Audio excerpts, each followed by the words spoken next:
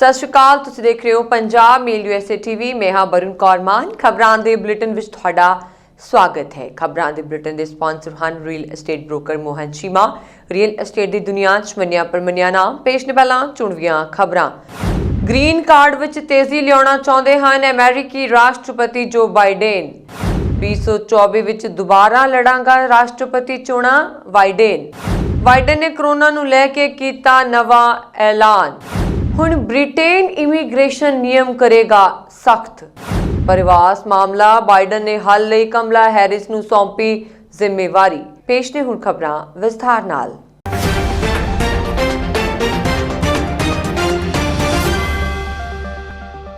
राष्ट्रपति जो बाइडन चाਹੁੰਦੇ ਹਨ कि अमेरिकी संसद इमीग्रेशन सुधार ते तेजी नाल काम करे ताकि भारतीय डॉक्टर ਅਤੇ दूजे होर पेशेवरां ਨੂੰ ग्रीन कार्ड देण दी प्रक्रिया तेजी नाल शुरू की जा सके। व्हाइट हाउस की महिला बुलारा जेन साकी ने कहा कि राष्ट्रपति का मनना है कि इस काम लिए कांग्रेस नाल अगे वधन के इच्छुक हैं। दस देइए कि फरवरी विच बाइडेन प्रशासन ने अमेरिकी संसद विच एक बिल पेश किया जिस विच होर गल्लां तो इलावा रोजगार आधारित ग्रीन कार्ड लई प्रति देश कैंप नूं खत्म करन दा प्रस्ताव भी शामिल है। 2021 अमेरिकी नागरिकता एक्ट 1.1 करोड़ कामयां दी नागरिक दी व्यवस्था भी करता है जिस विच H1B वीज़ा धारकां ते आश्रित लई रोजगार आधारित ग्रीन कार्ड ਅਤੇ ਕੰਮ ਦੇ अधिकार प्रति देश कोटे का खात्मा शामिल किया है। व्हाइट हाउस की बुलारा भारतीय अमेरिकी डॉक्टर के हालिया विरोध ते एक सवाल का जवाब दे रही सी। इस विरोध प्रदर्शन विच डॉक्टरां ने ग्रीन कार्ड लई मौजूदा प्रति देश कोटा खत्म करने की मांग की सी। पिछले महीने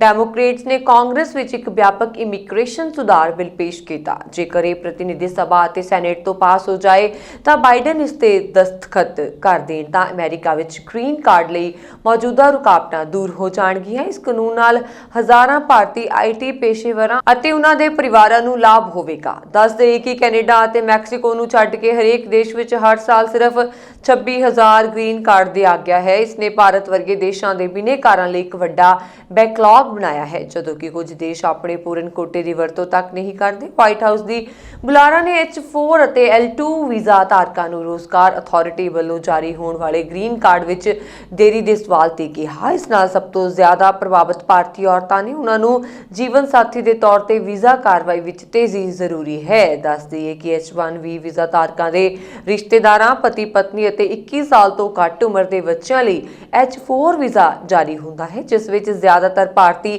IT पेशेवर शामिल हैं।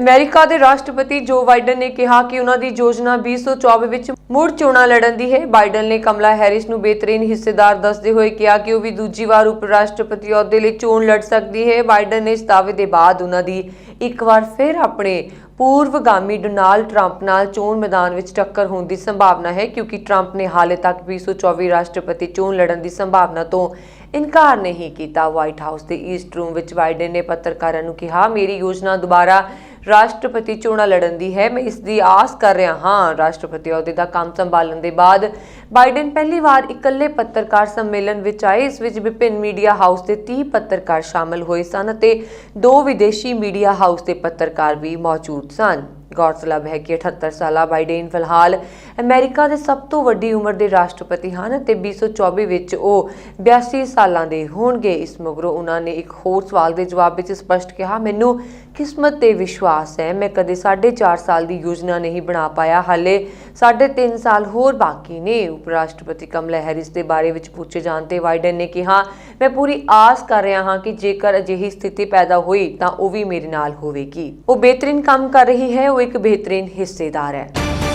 अमेरिका के राष्ट्रपति जो बाइडन ने एक नवे टीचे का ऐलान करते हुए कहा उन्होंने अपने 100 दिनों का कार्यकाल पूरा होने तक 200 मिलियन कोरोना टीकाकरण दी डोज देने की योजना बनाई है। इसकी जानकारी व्हाइट हाउस के एक अधिकारी ने NCB नूं दित्ती। इस तो पहला अमेरिका विच 100 मिलियन कोरोना टीकाकरण डोज देने का टीचा रखा गया सी। बाइडन के इस नवे टीचे का ऐलान पहली बार राष्ट्रपति वजों अपनी प्रेस कॉन्फ्रेंस विच कीता। बीते कुछ दिनों तो टीकाकरण की मुहिम विच लगातार वाधा दर्ज किया जा रहा है। अमेरिका विच एक दिन विच 2.5 मिलियन डोज लोगों को लगाई जा रही ने। उत्ते फैडरल सरकार ने जॉनसन एंड जॉनसन नाल 200 मिलियन डोज़ां खरीदण दा करार कीता है।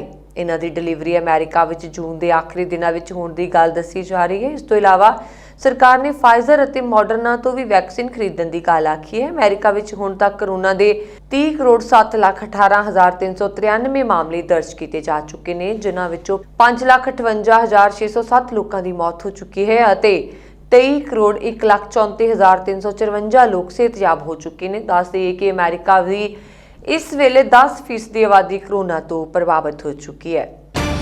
ਬ੍ਰਿਟੇਨ ਨੇ ਕਿਹਾ ਹੈ ਕਿ ਇਮੀਗ੍ਰੇਸ਼ਨ ਨਿਯਮਾਂ ਨੂੰ ਸਖਤ ਕਰੇਗਾ ਤਾਂ ਕਿ ਗੈਰ ਕਾਨੂੰਨੀ ਰਸਤਿਆਂ ਰਾਹੀਂ ਆਉਣ ਵਾਲੇ ਲੋਕਾਂ ਨੂੰ ਸ਼ਰਨ ਦੇਣ ਤੋਂ ਰੋਕਿਆ ਜਾ ਸਕੇ। ਜ਼ਿਕਰਯੋਗ ਹੈ ਕਿ ਛੋਟੀਆਂ ਕਿਸ਼ਤੀਆਂ ਅਤੇ ਟਰੱਕਾਂ ਰਾਹੀਂ ਵੱਡੀ ਗਿਣਤੀ ਵਿੱਚ ਸ਼ਰਨਾਰਥੀ ਬ੍ਰਿਟੇਨ ਤੱਕ ਪਹੁੰਚਦੇ ਹਨ। ਦੇਸ਼ ਦੀ ਗ੍ਰਹਿ ਮੰਤਰੀ ਪ੍ਰੀਤੀ ਪਟੇਲ ਨੇ ਕਿਹਾ ਕਿ ਸੰਗਠਿਤ ਅਤੇ ਜਾਇਜ਼ ਰਸਤਿਆਂ ਰਾਹੀਂ ਬ੍ਰਿਟੇਨ ਆਉਣ ਵਾਲੇ ਸ਼ਰਨਾਰਥੀਆਂ ਨੂੰ ਦੇਸ਼ 'ਚ ਸ਼ਰਨ ਦਿੱਤੀ ਜਾਵੇਗੀ। ਪ੍ਰੀਤੀ ਪਟੇਲ ਨੇ ਅੱਗੇ ਕਿਹਾ ਕਿ ਜਿਹੜੇ ਲੋਕ ਗੈਰ ਕਾਨੂੰਨੀ ਤਰੀਕੇ ਨਾਲ ਦੇਸ਼ 'ਚ ਦਾਖਲ ਹੁੰਦੇ ਹਨ, ਉਹਨਾਂ ਨੂੰ ਸਿਰਫ ਅਸਥਾਈ ਤੌਰ ਤੇ ਰੁਕਣ ਦੀ ਆਗਿਆ ਦਿੱਤੀ ਜਾਵੇਗੀ। ਨਾ ਲੋਕਾਂ ਨੂੰ ਸੀਮਤ ਲਾਭ ਮੁਹੱਈਆ ਕਰਵਾਏ ਜਾਣਗੇ ਤੇ ਬ੍ਰਿਟੇਨ ਤੋਂ ਬਾਹਰ ਭੇਜਣ ਲਈ ਲਗਾਤਾਰ ਮੁਲਾਂਕਣ ਕੀਤਾ ਜਾਵੇਗਾ। ਪਟੇਲ ਨੇ ਕਿਹਾ ਕਿ ਇਹ ਨਿਯਮ ਸਹੀ ਹੈ। ਉਹਨਾਂ ਨੇ ਕਿਹਾ ਕਿ ਲੋਕ ਸਮੁੰਦਰ 'ਚ ਲਾਰੀ ਅਤੇ ਸਮੁੰਦਰੀ ਜਹਾਜ਼ਾਂ 'ਚ ਮਰ ਰਹੇ ਹਨ। ਮੌਤਾਂ ਨੂੰ ਰੋਕਣ ਲਈ ਅਸੀਂ ਉਹਨਾਂ ਲੋਕਾਂ ਦੇ ਵਪਾਰ ਨੂੰ ਰੋਕਣਾ ਜਿਹੜੇ ਉਹਨਾਂ ਨੂੰ ਪੈਦਾ ਕਰਦੇ ਨੇ। ਦੂਜੇ ਪਾਸੇ ਸ਼ਰਨਾਰਥੀ ਸਮੂਹ ਅਤੇ ਇਮੀਗ੍ਰੇਸ਼ਨ ਵਕੀਲਾਂ ਦਾ ਕਹਿਣਾ ਹੈ ਕਿ ਯੋਜਨਾ ਬ੍ਰਿਟੇਨ 'ਚ ਆਏ ਸ਼ਰਨਾਰਥੀਆਂ ਵਿਰੁੱਧ ਗਲਤ ਤਰੀਕੇ ਨਾਲ ਭੇਦਭਾਵ ਕਰਦੀ ਹੈ। ਬ੍ਰਿਟਿਸ਼ ਰੈੱਡ ਕਰਾਸ ਦੇ ਚੀਫ ਐਗਜ਼ੀਕਿਊਟਿਵ ਦਾ ਕਹਿਣਾ ਹੈ ਕਿ ਇਹ ਪ੍ਰਸਤਾਵ ਇੱਕ ਅਣਉਚਿਤ ਦੋ ਪੱਧਰੀ ਪ੍ਰਣਾਲੀ ਬਣਾਏਗਾ, ਜਿਸ 'ਚ ਕਿਸੇ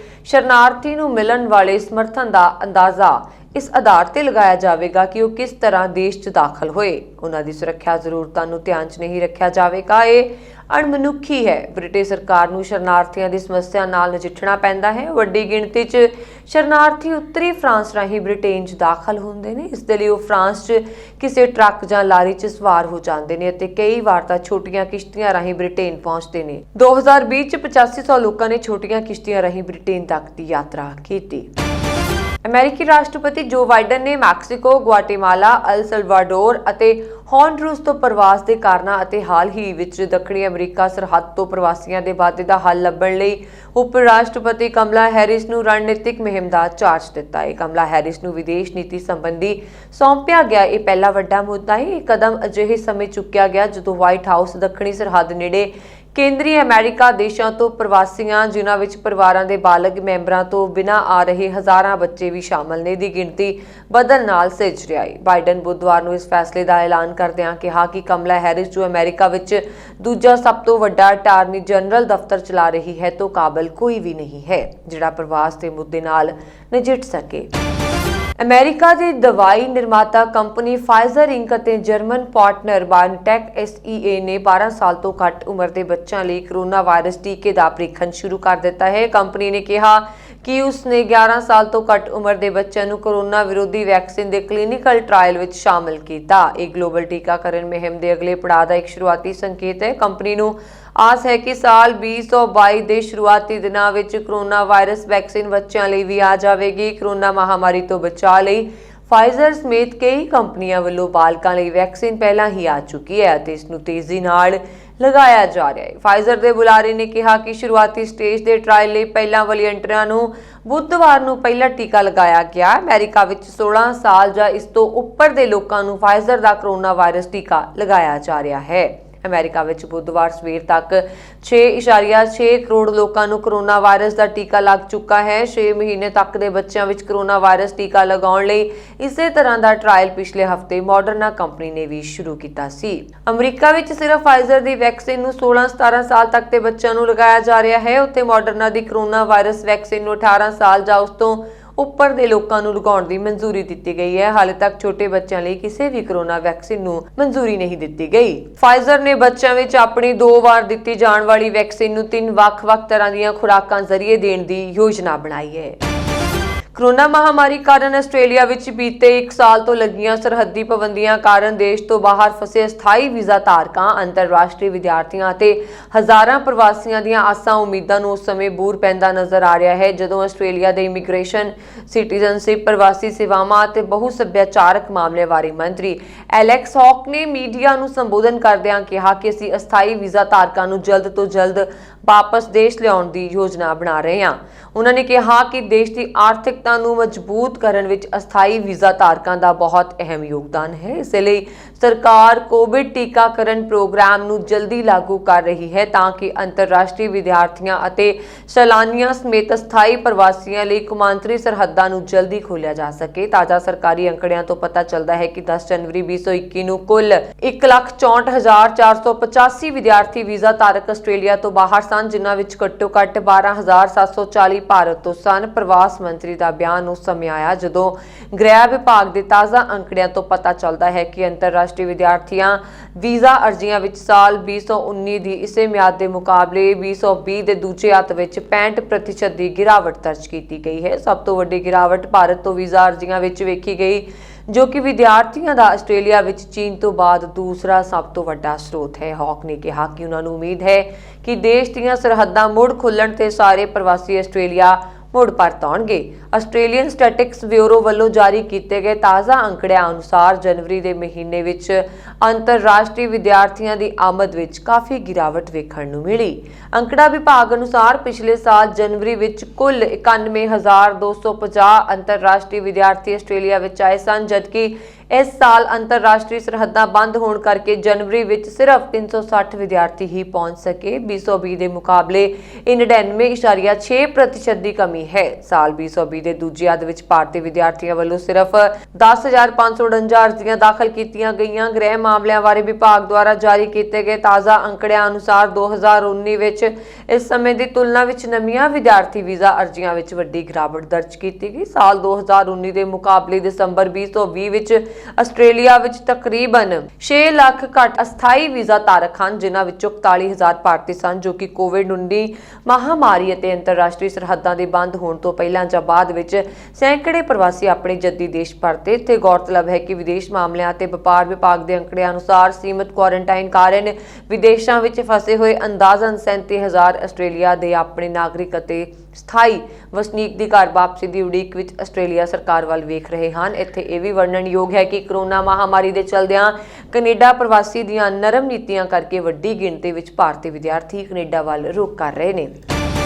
ਕੈਨੇਡਾ ਦੀ 에ਅਰ ਕੈਨੇਡਾ 에ਅਰਲਾਈਨ ਨੇ ਆਖਿਆ ਹੈ ਕਿ ਉਹ ਕੁਝ ਮੁਲਕਾਂ ਲਈ ਫਲਾਈਟਾਂ ਦੀ ਸ਼ੁਰੂਆਤ ਕਰਨ ਜਾ ਰਹੀ ਹੈ। ਇਹਨਾਂ ਫਲਾਈਟਾਂ ਦੀ ਸ਼ੁਰੂਆਤ ਮਈ ਦੇ ਪਹਿਲੇ ਜਾਂ ਦੂਜੇ ਹਫ਼ਤੇ ਵਿੱਚ ਕਰ ਦਿੱਤੀ ਜਾਵੇਗੀ। ਉੱਥੇ ਕੈਨੇਡਾ ਵਿੱਚ ਜਨਵਰੀ ਮਹੀਨੇ ਕੋਰੋਨਾ ਦੇ ਵੱਧਦੇ ਪ੍ਰਭਾਵ ਨੂੰ ਦੇਖਦੇ ਹੋਏ ਫਲਾਈਟਾਂ ਦੇ ਆਉਣ ਜਾਣ ਤੇ ਪਾਬੰਦੀ ਲਾ ਦਿੱਤੀ ਗਈ ਸੀ। 에ਅਰ ਕੈਨੇਡਾ ਵੱਲੋਂ ਹਫ਼ਤੇ ਵਿੱਚ ਸਿਰਫ 3 ਫਲਾਈਟਾਂ ਚਾਲੂ ਕਰਨ ਦੀ ਗੱਲ ਆਖੀ ਗਈ ਹੈ। ਇਹ ਫਲਾਈਟਾਂ ਜੈਮਿਕਾ, ਮੈਕਸੀਕੋ ਅਤੇ ਬਾਰਬਾਡੋਸ ਜਿਹੇ ਮੁਲਕਾਂ ਲਈ ਸ਼ੁਰੂ ਕੀਤੀਆਂ ਜਾਣਗੀਆਂ। 에ਅਰ ਕੈਨੇਡਾ ਮੁਤਾਬਕ ਇਹਨਾਂ ਫਲਾਈਟਾਂ ਦੀ ਸ਼ੁਰੂਆਤ 3 ਮਈ ਨੂੰ ਟੋਰਾਂਟੋ ਦੇ ਮੈਕਸੀਕੋ ਲਈ, 5 ਅਤੇ 9 ਮਈ ਨੂੰ ਟੋਰਾਂਟੋ ਤੋਂ ਕਿੰਗਸਟਨ, ਜੈਮਿਕਾ, ਬ੍ਰਿਜਟਾਊਨ, ਬਾਰਬਾਡੋਸ ਲਈ ਹਫ਼ਤੇ ਵਿੱਚ ਸਿਰਫ ਇੱਕ ਫਲਾਈਟ ਜਾਵੇਗੀ। 에ਅਰਲਾਈਨ ਨੇ ਕਿਹਾ ਕਿ ਕੋਰੋਨਾ ਕਾਰਨ ਅਜੇ ਅਮਰੀਕਾ ਸਣੇ ਹੋਰਨਾਂ ਮੁਲਕਾਂ ਲਈ ਫਲਾਈਟਾਂ ਦੀ ਸ਼ੁਰੂਆਤ ਨਹੀਂ ਕੀਤੀ ਜਾਵੇਗੀ, ਪਰ ਵੈਨਕੂਵਰ ਤੋਂ ਟੋਕੀਓ ਜਾਣ ਦੀ ਫਲਾਈਟ 1 ਮਈ ਨੂੰ ਸ਼ੁਰੂ ਕੀਤੀ ਜਾਵੇਗੀ। ਇਸ ਤੋਂ ਬਾਅਦ ਕੋਰੋਨਾ ਦੇ ਹਾਲਾਤਾਂ ਨੂੰ ਦੇਖਦੇ ਹੋਏ ਟੋਰਾਂਟੋ ਤੋਂ ਬੋਗੋਟਾ ਅਤੇ ਕੋਲੰਬੀਆ ਵਰਗੇ ਮੁਲਕਾਂ ਲਈ ਫਲਾਈਟਾਂ ਦੀ ਸ਼ੁਰੂਆਤ 7 ਮਈ ਤੋਂ ਕੀਤੀ ਜਾਵੇਗੀ।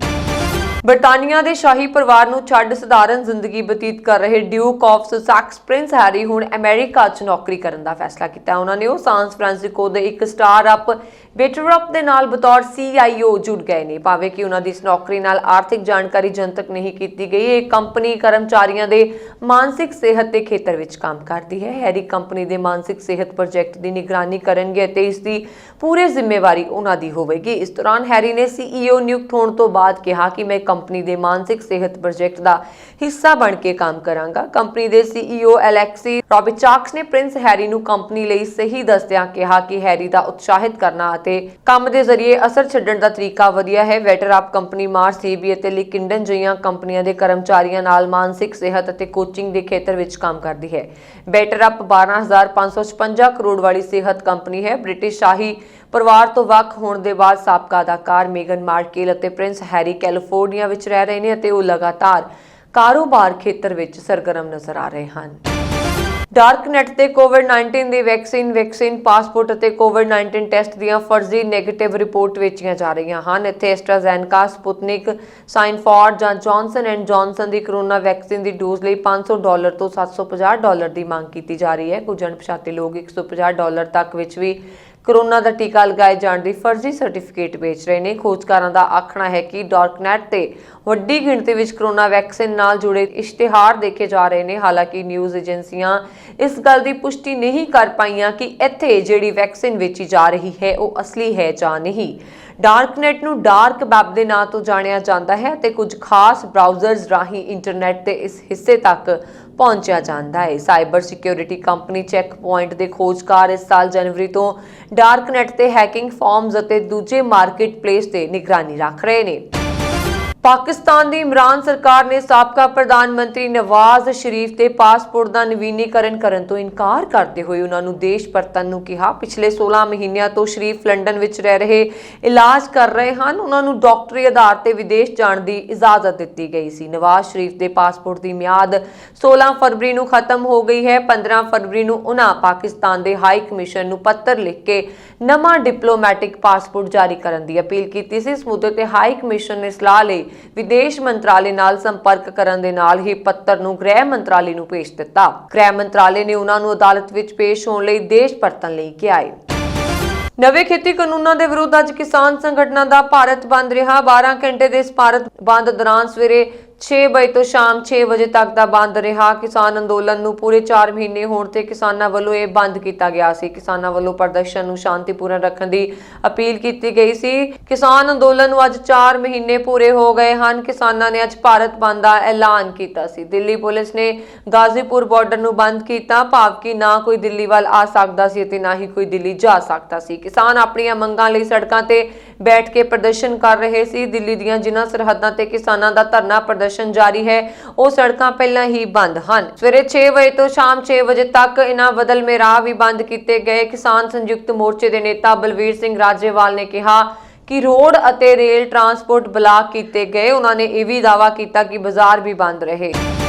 ਆਸਟ੍ਰੇਲੀਆਈ ਸਿੱਖ ਖੇਡ ਕਮੇਟੀ ਦੇ ਕੌਮੀ ਪ੍ਰਧਾਨ ਸਰਬਜੋਤ ਸਿੰਘ ਢਿੱਲੋਂ ਨੇ ਦੱਸਿਆ ਕਿ ਕਰੋਨਾ ਮਹਾਮਾਰੀ ਕਰਕੇ ਪਾਬੰਦੀਆਂ ਲੱਗੀਆਂ ਹੋਣ ਕਰਕੇ ਸਿੱਖ ਖੇਡ ਕਮੇਟੀ ਵੱਲੋਂ ਖੇਡਾਂ ਦੀ ਮਿੱਥੀ ਹੋਈ ਰੂਪਰੇਖਾ ਵਿੱਚ ਬਦਲਾਅ ਕਰਨ ਦਾ ਫੈਸਲਾ ਕੀਤਾ ਗਿਆ ਹੈ। ਪਰਥ ਸਿੱਖ ਖੇਡਾਂ ਨੂੰ ਸਮਰਪਿਤ ਵੱਖ-ਵੱਖ ਸ਼ਹਿਰਾਂ ਵਿੱਚ ਰੀਜਨਲ ਟੂਰਨਾਮੈਂਟ ਉਲੀਕੇ ਗਏ ਹਨ ਤਾਂ ਜੋ ਸਥਾਨਕ ਦਰਸ਼ਕ ਆਪਣੇ ਸ਼ਹਿਰ ਵਿੱਚ ਹੀ ਖੇਡਾਂ ਦਾ ਆਨੰਦ ਮਾਣ ਸਕਣ। ਮੈਲਬੌਰਨ, ਸਿਡਨੀ, ਬ੍ਰਿਸਬੇਨ ਅਤੇ ਐਡੀਲੇਡ ਵਿੱਚ ਹੋਣ ਵਾਲੀਆਂ ਇਨ੍ਹਾਂ ਖੇਡਾਂ ਵਿੱਚ ਸਥਾਨਕ ਲੋਕਾਂ ਦੀ ਸ਼ਮੂਲੀਅਤ ਨਾਲ ਆਪਸੀ ਸਾਂਝ ਅਤੇ ਖੇਡ ਭਾਵਨਾ ਨੂੰ ਹੋਰ ਪਰਪੱਕ ਕਰਨ ਦਾ ਮੌਕਾ ਮਿਲੇਗਾ। ਕੌਮੀ ਕਮੇਟੀ ਦੀ ਰਹਿਨੁਮਾਈ ਹੇਠ ਸਥਾਨਕ ਕਮੇਟੀਆਂ ਵੱਲੋਂ ਆਪੋ ਆਪਣੇ ਸ਼ਹਿਰਾਂ ਵਿੱਚ ਈਸਟਰ ਵੀਕਐਂਡ ਦੇ ਖੇਡੇ ਪ੍ਰੋਗਰਾਮ ਉਲੀਕੇ ਗਏ ਹਨ। ਇਨ੍ਹਾਂ ਖੇਡਾਂ ਵਿੱਚ ਫੁੱਟਬਾਲ, ਰੱਸਾਕਸ਼ੀ, ਕ੍ਰਿਕਟ, ਦੌੜ, ਵਾਲੀਬਾਲ, ਨੈਟਬਾਲ, ਟੈਨਿਸ ਅਤੇ ਬੈਡਮਿੰਟਨ ਦੇ ਮੁਕਾਬਲੇ ਕਰਵਾਏ ਜਾਣਗੇ। ਜ਼ਿਕਰਯੋਗ ਹੈ ਕਿ ਪਿਛਲੇ ਸਾਲ ਕਰੋਨਾ ਮਹਾਮਾਰੀ ਕਾਰਨ ਪਰਥ ਵਿੱਚ ਹੋਣ ਵਾਲੀਆਂ ਸਿੱਖ ਖੇਡਾਂ ਰੱਦ ਹੋ ਗਈਆਂ ਸਨ। 2 ਅਪ੍ਰੈਲ ਤੋਂ ਪੱਛਮੀ ਆਸਟ੍ਰੇਲੀਆ ਦੇ ਸੂਬੇ ਦੇ ਸ਼ਹਿਰ ਪਰਥ ਵਿੱਚ ਹੋਣ ਵਾਲੀਆਂ 33ਵੀਆਂ ਸਾਲਾਨਾ ਆਸਟ੍ਰੇਲੀਆ ਸਿੱਖ ਖੇਡਾਂ ਦੀਆਂ ਸਭ ਤਿਆਰੀਆਂ ਮੁਕੰਮਲ ਕਰ ਲਈਆਂ ਗਈਆਂ ਨੇ। ਆਸਟ੍ਰੇਲੀਆ ਦੇ ਪੰਜਾਬੀ ਭਾਈਚਾਰੇ ਵੱਲੋਂ ਕੌਮੀ ਪੱਧਰ ਤੇ